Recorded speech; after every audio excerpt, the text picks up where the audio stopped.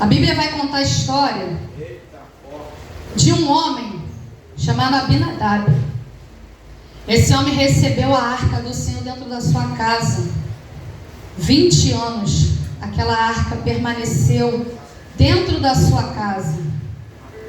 20 anos, irmãos, é quase uma vida. 20 anos, muita coisa acontece, não é verdade? Mas a Bíblia não relata se aconteceu alguma coisa na casa dele. A Bíblia só fala que a arca ficou ali 20 anos. E chegou o dia que Davi ele vai começar a reinar sobre Israel. E ele vai trazer a arca para Jerusalém. E nessa trajetória, Davi, ele manda que tragam a arca. E eles vão botar a arca de qualquer maneira. E quando vai passando pela estrada, os bois vão tropeçar e a arca vai cair. E ali, por uma imprudência, o filho de Abinadab vai colocar a mão para tentar segurar a arca, para tentar impedir daquela arca cair no chão e acontecer de repente dela quebrar, se destruir.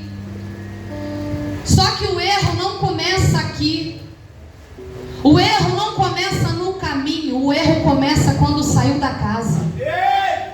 O erro não começa na trajetória. O erro começa a bandara sai quando não se prepara para conduzir a arca, quando não se prepara para conduzir a presença.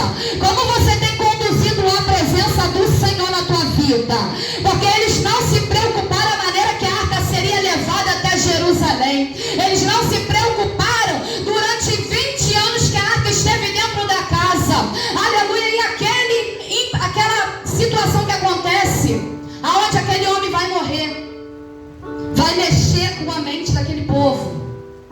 E por causa da morte de Uzá, eles vão pegar a arca e vão colocar na casa de Obed-edom. Não foi uma escolha de Obed-edom, não foi algo preparado. O intuito não era ser levado para a casa de Obed-edom. O intuito era a arca ser levada para Jerusalém. Mas por causa de uma imprudência, por causa de uma tragédia, a arca foi colocada lá. Aleluia, e a casa de Obed-edom vai prosperar. Durante 3 meses que a arca ficou dentro da casa, aleluia, houve transformação.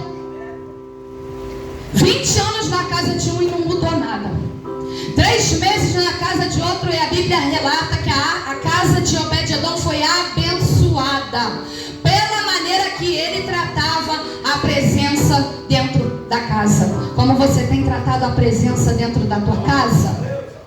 Porque a arca não foi conduzida porque ele pediu, simplesmente a presença entrou. Porque tem lugar que Deus vai entrar, queira Satanás ou não. Deus vai armar uma situação para a presença entrar naquele lugar que tu tem clamado, que tu tem pedido, Senhor, visita lá. Ninguém quer abrir a porta para a presença, mas Deus pode armar uma situação para a presença chegar naquele lugar. O mais interessante dessa história é que Abinadab era israelita. Obed-edom era geteu. Você sabe o que é isso? Do povo de Gate. Gate era uma cidade filisteia. Filisteu, na Bíblia, simboliza inimigo do povo de Deus. Quando a arca entra em Obed-edom, a arca está entrando na terra do inimigo. Mas sabe o que Deus está dizendo? O que importa não é o ambiente. O que importa é como você referencia a presença dentro da tua casa. O ambiente pode estar contaminado. Ninguém quer nada com Jesus. Mas se você priorizar a presença, o ambiente vai mudar. Aleluia, porque aonde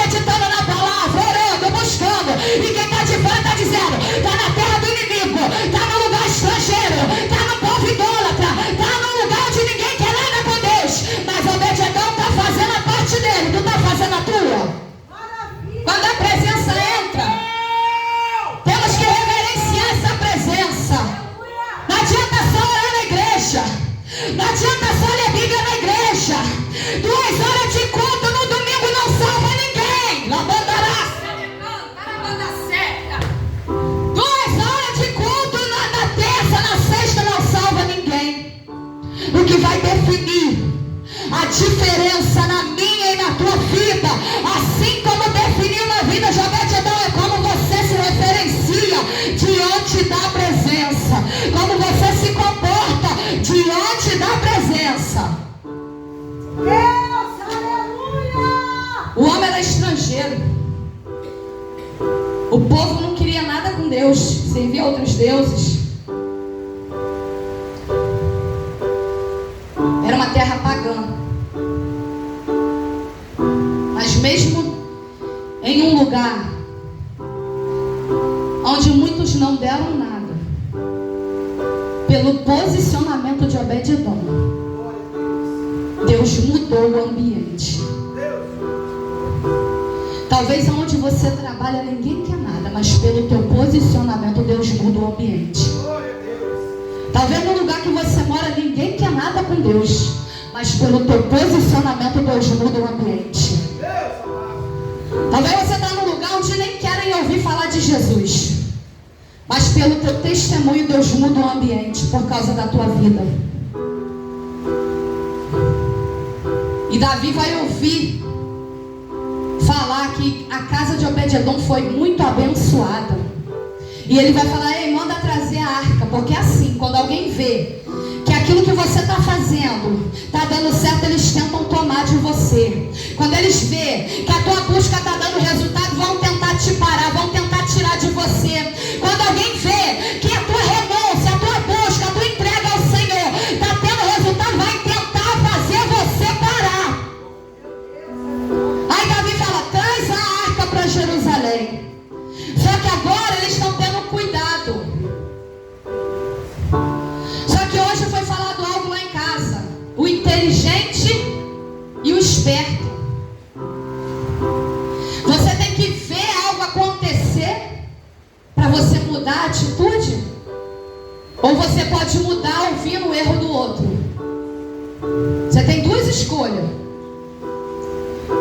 Você vê alguém errar, você sabe que vai errar também, aí você faz o errado. Ou você ouve algo: fulano errou assim, não, então eu não vou fazer assim, porque vai dar errado para mim também. Agora ele muda a estratégia. Agora ele vai falar: não, vamos preparar o ambiente, vamos preparar o caminho, vamos preparar, aleluia, aquilo que vai conduzir à presença, porque a presença não se carrega de qualquer maneira. A presença não se carrega de qualquer maneira. A bandara sai. Tem que se posicionar para carregar a presença. Tem que se posicionar para ser crente de verdade, para ser servo do Senhor. E ele vai conduzir a presença. E ele faz todo um preparo.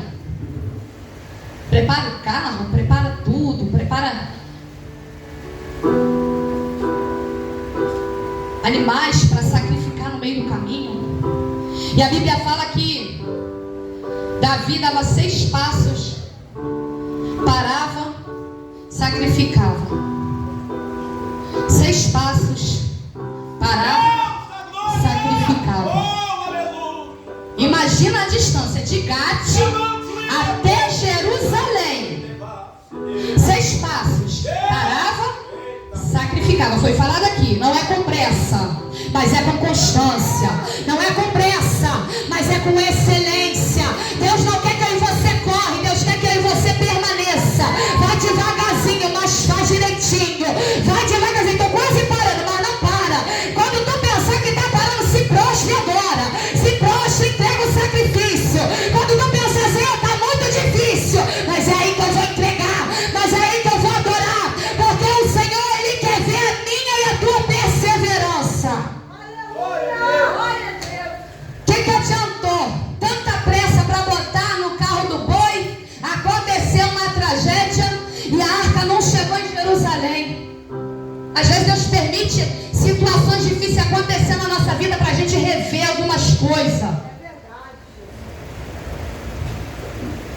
Falou aqui também, né, no Evangelho do Só Vitória.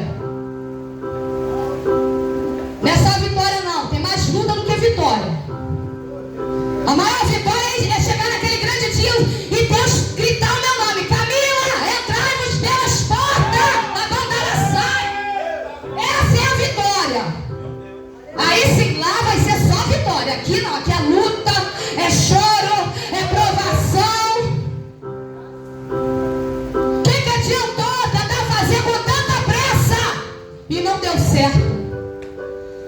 Aí às vezes a gente vê um irmãozinho devagarzinho, né? Mas tá ali, ó, perseverando. Tá devagarzinho. Quem tá olhando tá dizendo, tá quase parando.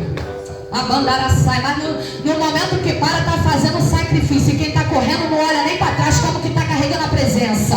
Enquanto quem tá parando tá fazendo sacrifício. Enquanto tem gente correndo que tá fazendo de qualquer maneira. 6 passos, sacrifica e continua a trajetória. Tem um louvor que eu gosto muito. Tá indo um pouquinho, mas você vai chegar lá. O que é um vencedor sem suas guerras para ganhar? Mas fique sabendo que durante esses dias você pode confiar. Vai, vai pro campo de batalha. Ele está contigo. Tá indo devagarzinho, mas não pode parar. Tá indo quase parando, mas você vai chegar lá. O que importa não é a velocidade, o que importa é a perseverança.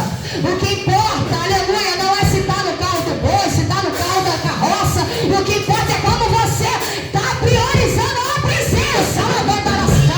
Será que tu tem priorizado a presença dentro do teu lar, na tua vida? Priorizar a presença não é só dentro da igreja.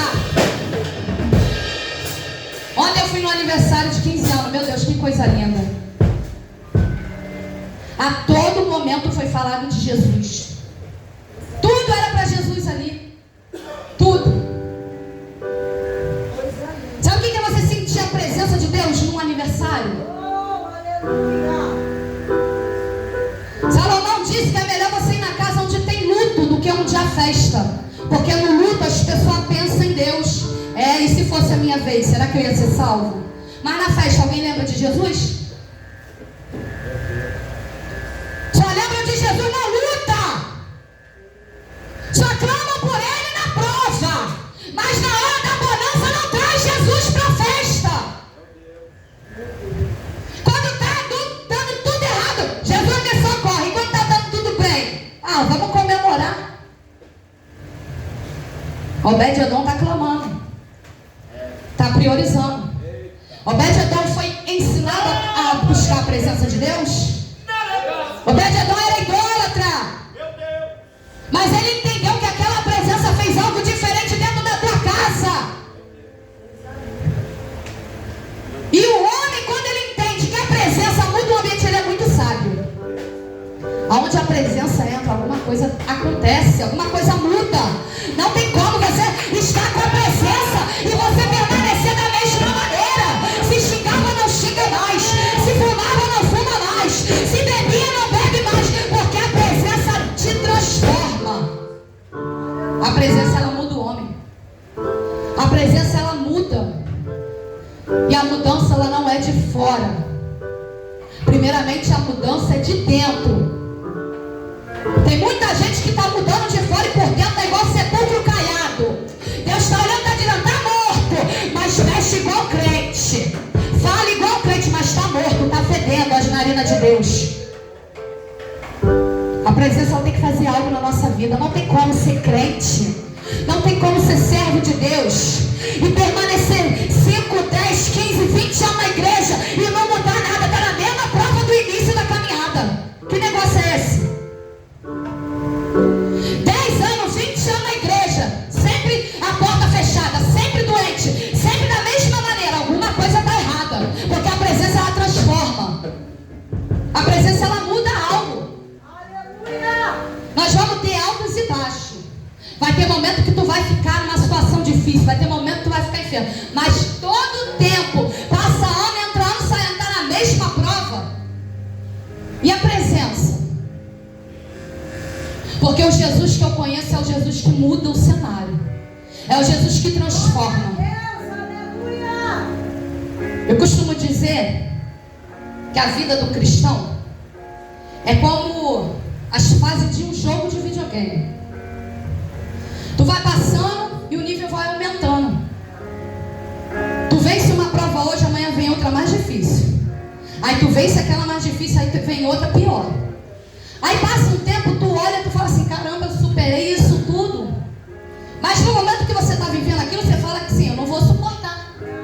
Eu não vou aguentar. Meu Deus, por que eu estou passando por isso? Porque Deus quer te dar estrutura. Porque Deus quer te fazer forte.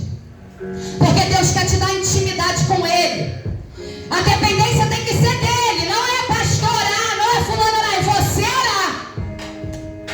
Ah, Senhor, por que eu estou passando por isso? É porque Deus quer te fortalecer. Você tem que ter testemunho para contar. Imagina quando a arca saiu da casa de Obed-Edom, ele falando, 3 meses dentro da minha casa e o cenário mudou.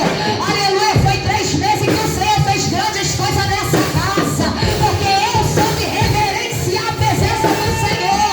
Se reverenciar a presença, o ambiente vai ser diferente.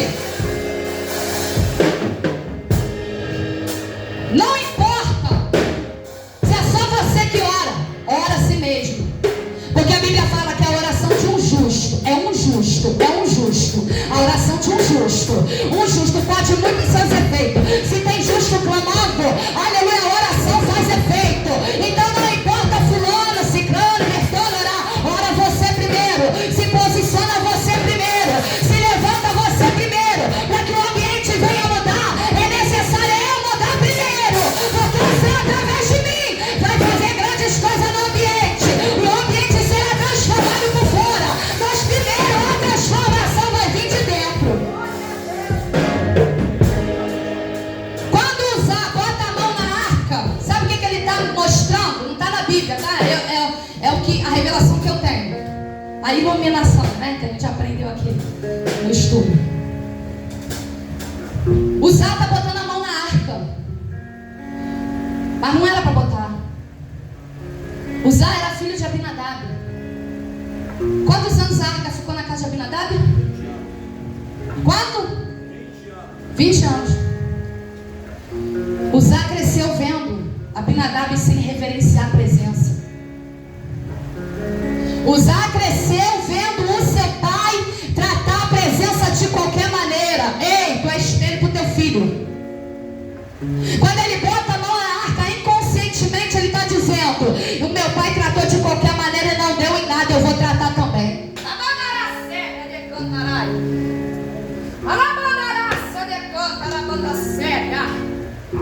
Ele está dizendo, se meu pai fez e não deu em nada, eu vou fazer também. Deu prejuízo. Foi de morte. Porque tem gente que brinca com a presença. E Deus não deixa barato não. Porque tem um evangelho aí falando que Deus é amor o tempo todo. Deus é amor, mas também é fogo consumidor, também é justiça. Cuidado, eu e você, como nós temos tratado a presença. Porque hoje está aqui, na bandará, falando de Jesus, e amanhã está falando coisa que desagrada ao Senhor. Aí Deus está lá de cima olhando e falando, ei, como é que tu tem tratado a presença? Tem muita gente por aí assim. Da igreja, reverencia a presença. E fora, meu Deus. Mas a cobrança chega. Uma banda sai de cantarás. Uma banda surra de cantarás. Uma banda sai de cantarás.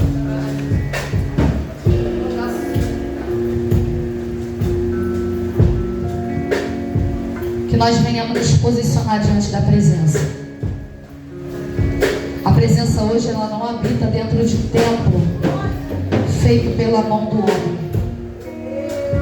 A presença habita dentro do nosso ser. Que todos os dias nós possamos reverenciar essa presença. Tem dia que é mais fácil. Tem dia que a gente tá com fôlego, né? Parece um leão. Pode estar, a luta tá vindo, tu tá, eu vou pra cima. Tem dia que, meu Deus, tu tá se arrastando. Mas Deus conhece a fraqueza de cada um. Deus conhece as nossas limitações. Que nós possamos nos posicionar vivendo uma geração de crentes fracos. Não se vê mais milagre. Não se vê mais pessoas endemoniadas manifestando na igreja. E quando vê, a gente duvida. A incredulidade entrou no meio do povo de Deus. Deus mudou? Deus não mudou. O que mudou foi a nossa reverência com a presença. Como nós temos nos comportado diante da presença. O que mudou é como nós temos tratado a presença de Deus. Como nós temos buscado. Porque foi falado aqui sobre esse telefone. O telefone está levando muita gente para o inferno. Celular vai levar muita gente para o inferno. Rede social vai levar muita gente para o inferno. E gente da igreja. Gente que domingo tomou ceia, estava no culto de libertação, estava na consagração.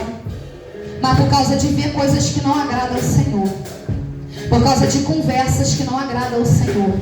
Por causa de tempo que perdeu no celular. Em vez de estar meditando na palavra. Abandona a séria. Quantas vezes nós damos prioridade a tantas coisas? Esse dia lá em casa foi 3 dias assim. Eu falei assim, eu vou fazer isso aqui, daqui a pouco eu vou ler a Bíblia. E não, mas eu tenho que fazer isso aqui também, daqui a pouco eu vou ler a Bíblia. Não, vou fazer isso aqui rapidinho. Quando eu fui ver, já era 11 horas da noite. Eu já estava caindo de sono. Terminei o que eu tinha para fazer. Eu li a Bíblia?